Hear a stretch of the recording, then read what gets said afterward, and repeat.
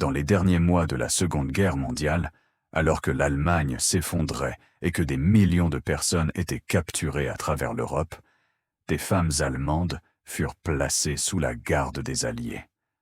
Certaines étaient infirmières, d'autres auxiliaires, et certaines civiles prises dans le chaos.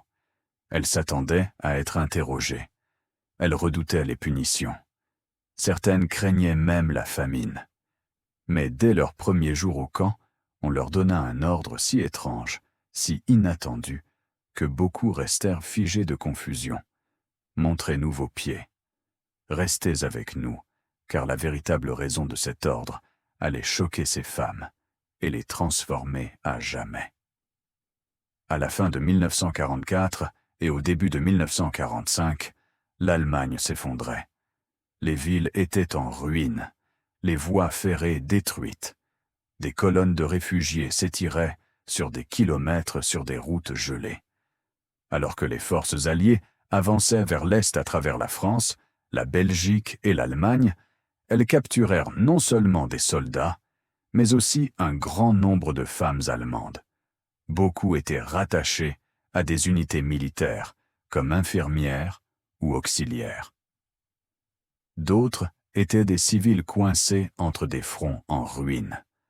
Le droit international exigeait que beaucoup de ces femmes soient traitées dans des centres d'internement et des camps de prisonniers contrôlés par les Alliés, surtout lorsque leur statut ne pouvait pas être immédiatement vérifié. Pour la plupart, la captivité ne commençait pas dans des cages ou des cellules, mais dans des camions de transport, des enclos de barbelés et des centres de réception surpeuplés. Et c'est là que le vrai danger commençait.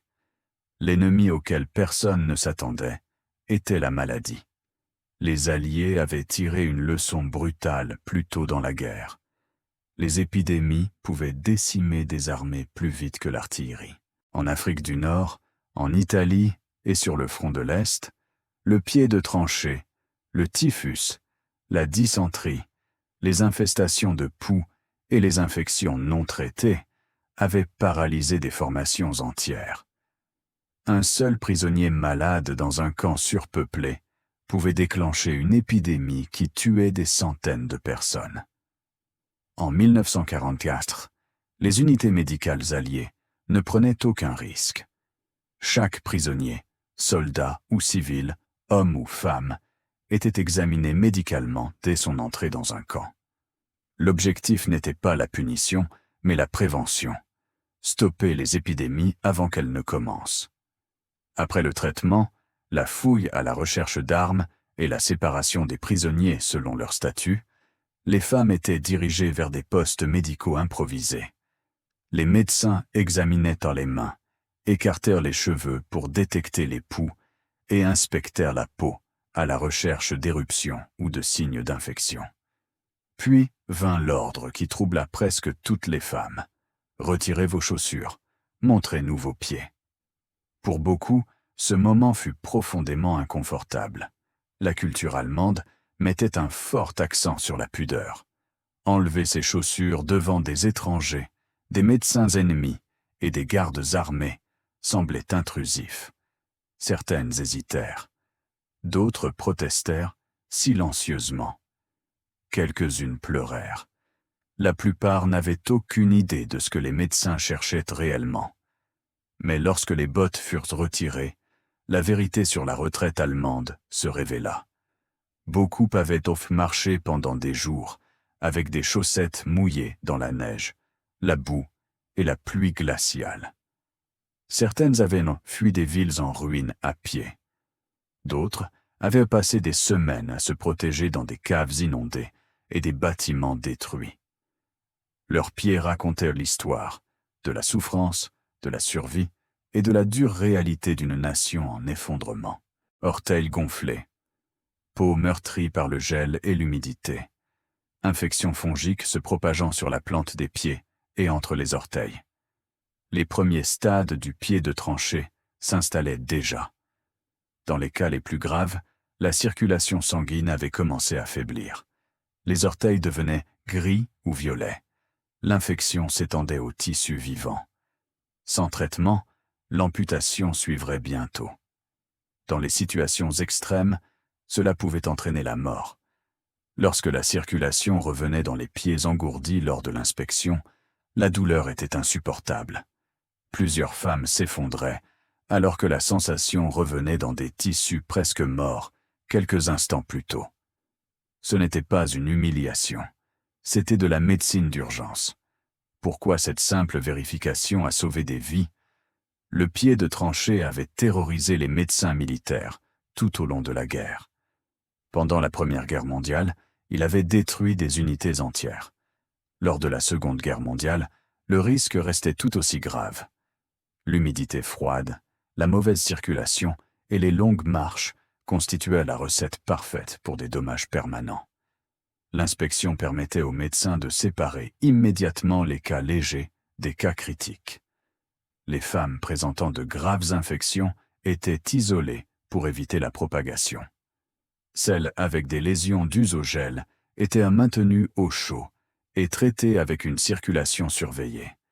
Les infections fongiques étaient nettoyées et bandées.